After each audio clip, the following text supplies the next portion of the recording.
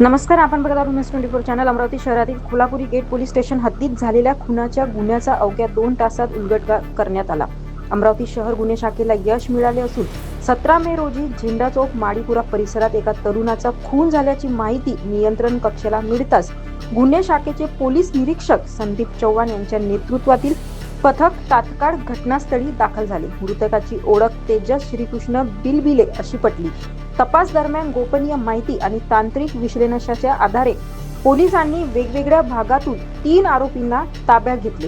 Police चौकशीत जुन्या वादातून आरोपींनी चाकूने छातीवर वार करून तेजस बिलबिले याची हत्या केल्याची कबुली दिली. तसेच कार्तिक बोरुडे यांच्यावरही जीवघेणा हल्ला करण्यात आल्याचे समोर आले.